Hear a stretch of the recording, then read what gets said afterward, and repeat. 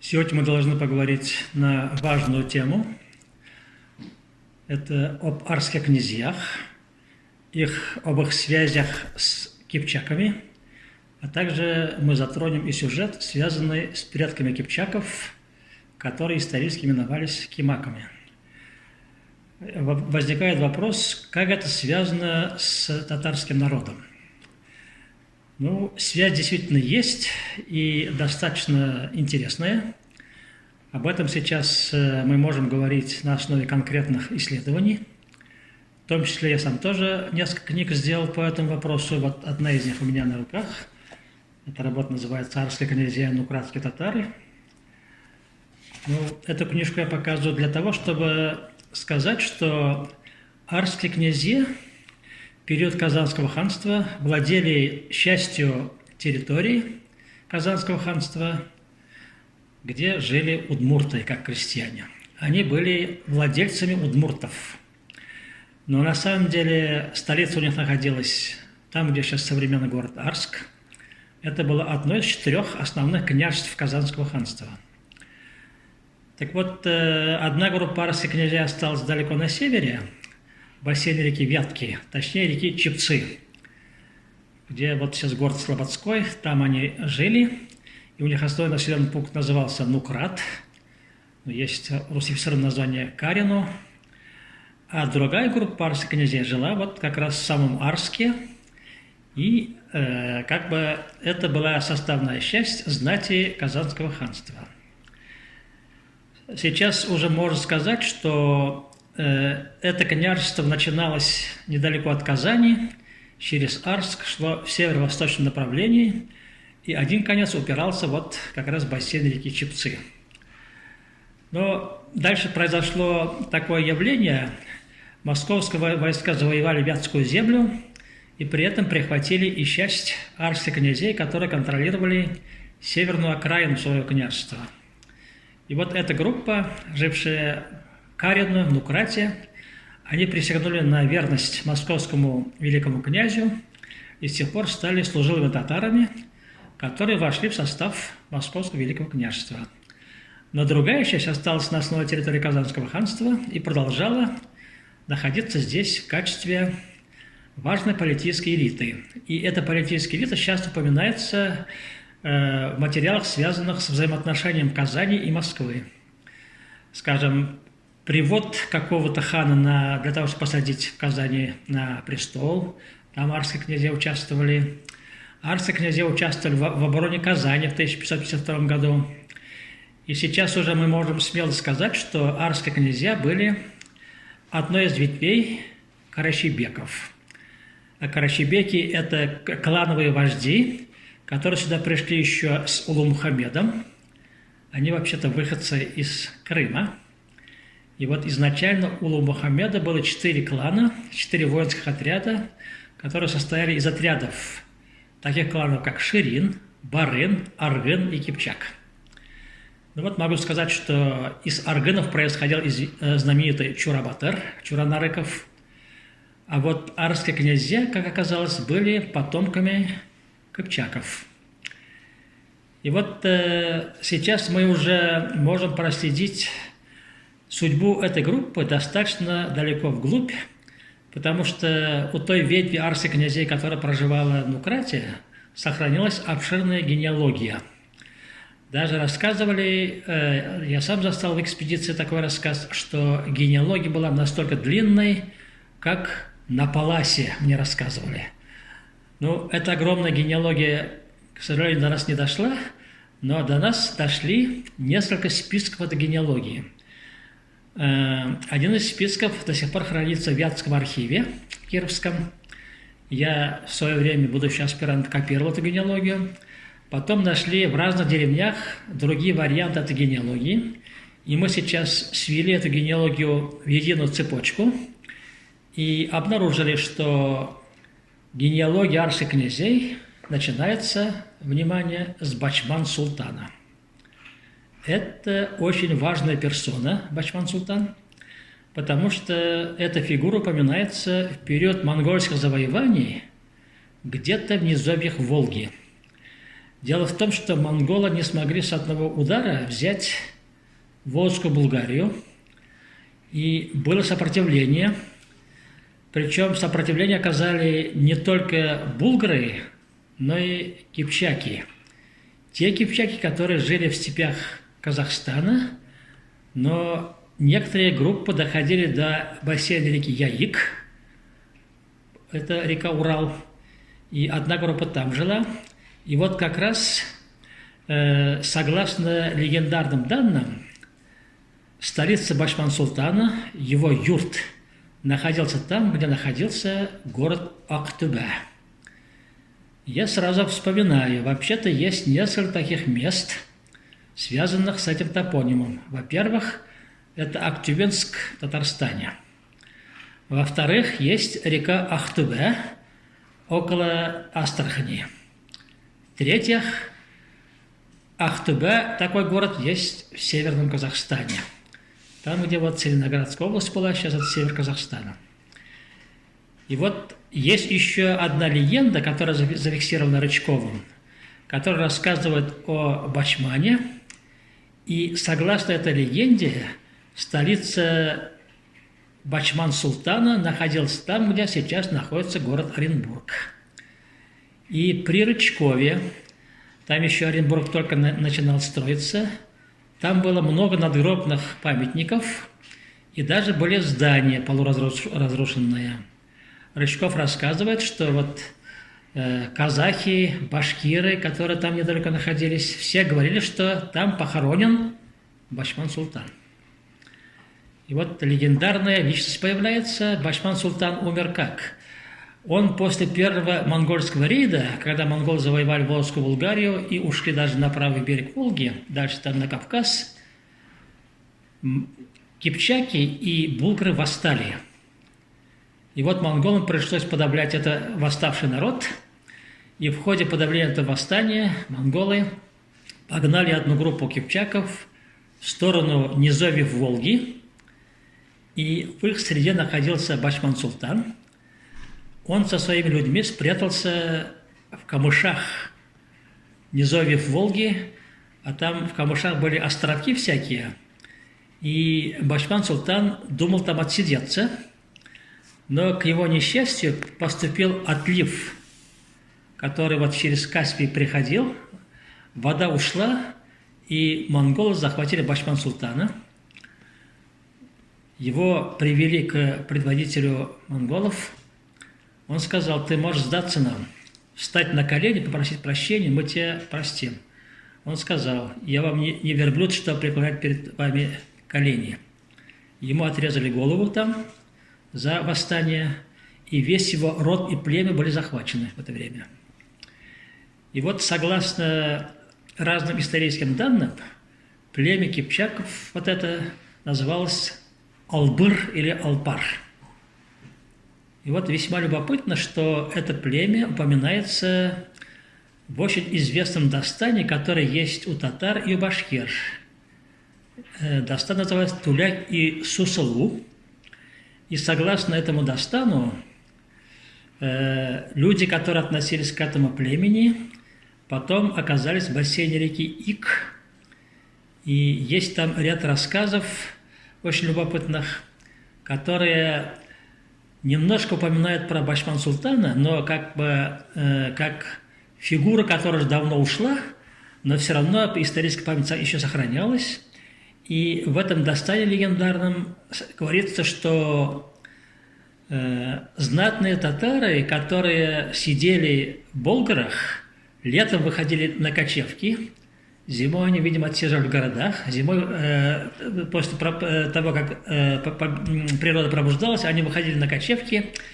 И вот рассказ говорит о том, что вот Туляк, который был связан каким-то образом с этим Бачман-Султаном, ну, может быть, как потомок, а может быть, другая связь была, но Туляк этот восходил на гору Балкантау, это западный Башкортостан, там есть огромное озеро Аслыколь, вот Балкантау там находится, и местное население рассказывало, что могила Туляка и его жены Сусылу находится там, на горе Балкантол.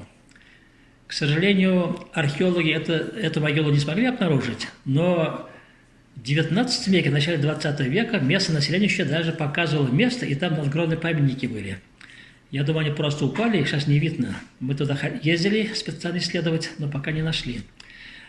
Но здесь вот интересно, что вспоминается попутно город Болгар и его последний правитель Габдулла-хан.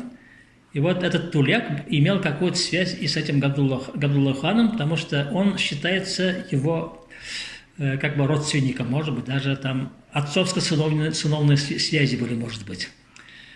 Но здесь нам важно не вот эта линия, а то, что люди, которые вот жили в XIV веке, Габдулла, Туляк, они помнили о некоем Башман-султане, который имел какое-то важное значение и для золотоордынского периода.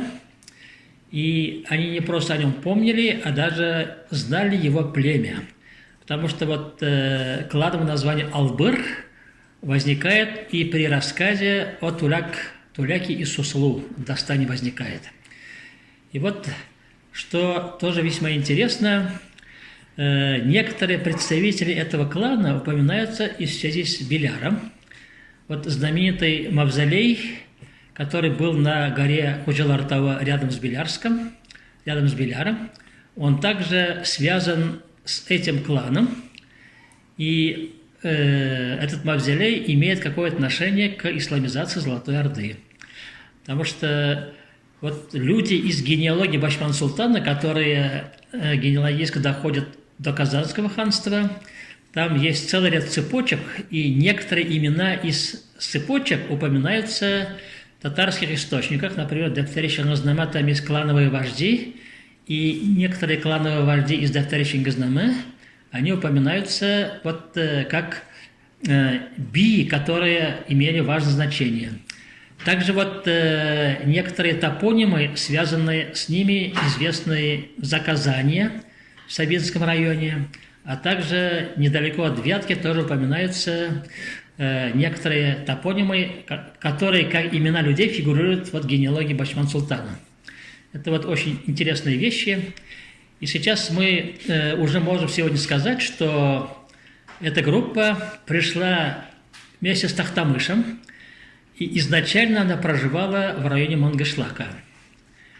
Вот это те кипчаки восточные, которые жили в районе Мангышлака.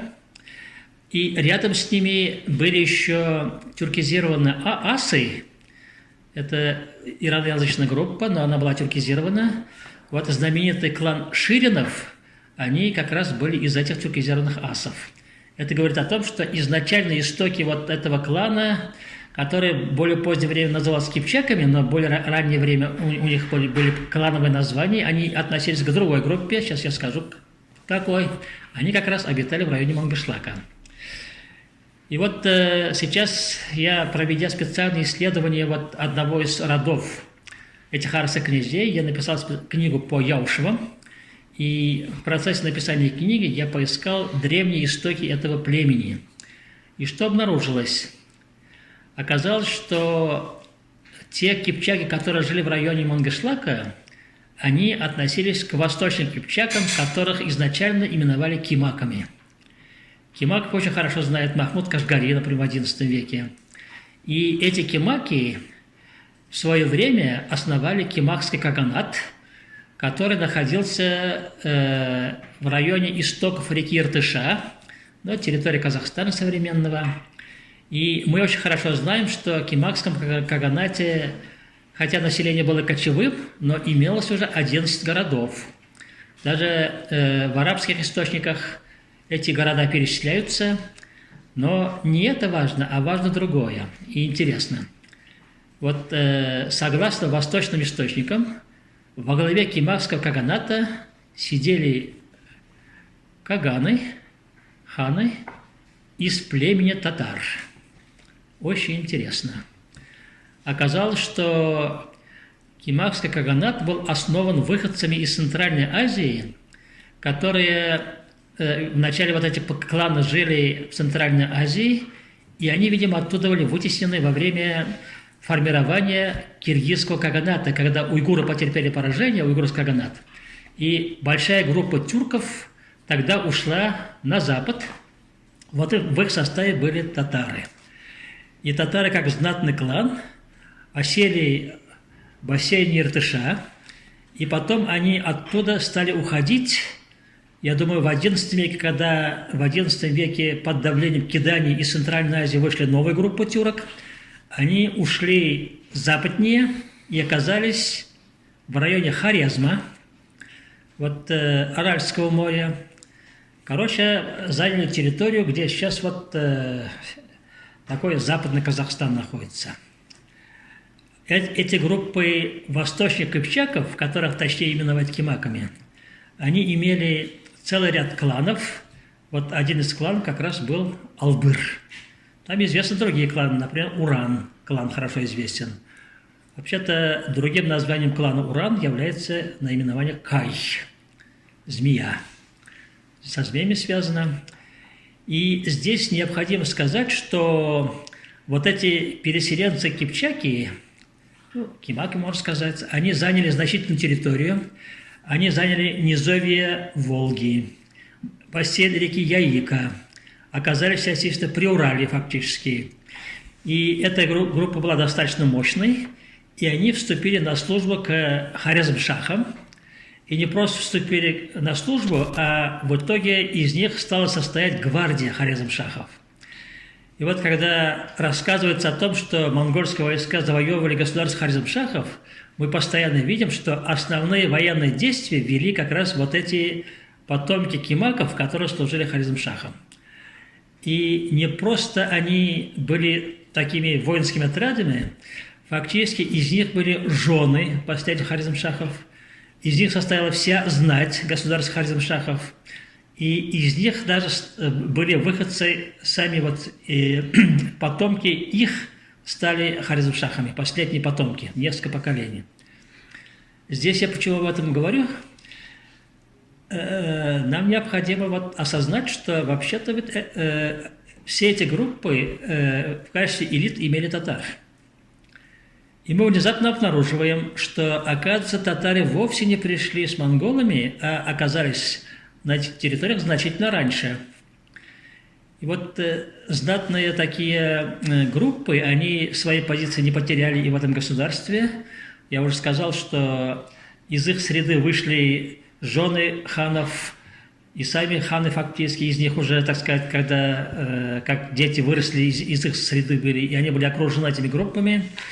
И получается, что татарские кланы пришли в домонгольское время, и не просто пришли сюда, в Северный Казахстан, бассейн реки Яика, Приуралье, они уже в XI веке были мусульманизированы. Они через связь с государством Хорезмшахов, исламским государством, освоили ислам, и ко времени прихода монголов они выступали как мусульмане уже. И вот возникает очень интересная коллизия по поводу татарской составной Золотой Орды. Все думают, что это ошибочное наименование отрядов монголов, которые участвовали в завоевании совместно там с войсками Чингисхана и потом Джуши. Там татары тоже были. Мы знаем из истории, что Чингисхан, во-первых, жестоко расправился с частью татар, которые остались в Центральной Азии.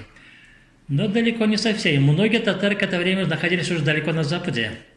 И монголы с ними столкнулись только в процессе завоевания. И все эти вот восточные кипчаки, так называемые, то есть потомки кимаков, они вошли в состав, внимание, владения Джуши. И Джуши и до этого в свой состав своего улуса включил алтайских тюрок. Там, кстати, тоже татары были. Например, найманы, которые сидели на Алтае, я считаю, что это были татары. И по мере движения войск Джучи к западу, они включили в свой состав еще татарские группы в лице вот этих восточных кипчаков или кимаков. И при формировании Золотой Орды вот этот татарский, ну, скажем так, тюрко-кипчакский, тюрко-кимакский компонент оказался очень важным. И поэтому наименование татары частично закрепилось еще на изначальной стадии формирования Золотой Орды. При таком подходе оказывается, что татарские группы в лице восточных кипчак Великимаков, бассейне Яика, бассейне Ика находились уже до монгольских завоеваний. Это были их родовые племенные территории. Вот именно поэтому потомки Башман-Султана, которые продолжали жить на этих территориях и после монгольского завоевания, они помнили о своих предках. И именно из-за их памяти эта информация попала в более поздние татарские хроники и в Дастаны попала. Я не зря сказал, вот племенное наименование Башман-Султана, Албыр, оно находится как раз в Дастане Туляки Сусулу совершенно не случайно. Если вчитаться в Дастан, там даже видно, что Туляк, который женился на дочери подводного царя, он в некоторые моменты ездил куда-то в бассейн Яика к предводителю такой нечистой силы. Там, и я думаю, что здесь как раз моделируется нахождение монгольского завоевателя на юге. Они успели занять те территории, где вот эти кимаки жили, и поэтому кимакам приходилось сюда ездить, чтобы поклониться великому хану, который там находился. Это фактически монгольские предводители имеются в виду. Это в Дастане, конечно, переработано, но на самом деле дело обстоит таким образом. И вот если подойти отсюда к заключительной части, я могу сказать, что хотя Башман-Султан сам был убит, его клан был включен в состав монгольских завоевателей. И не просто включен, клан его оказался одним из важных племенных объединений. И поэтому в последующее время вожди этих кланов, которые вот вошли в состав монгольских войск, потом в структуру монгольского государства, они все время занимали такое элитное положение. И поэтому вместе с ханом Тахтамышем они и в Золотой Орде оказались, и на правом берегу Волги, и оттуда потом пришли в Казанское ханство. И в Казанском ханстве они свою роль не потеряли. Они оказались вот одним из кланов Карачабеков.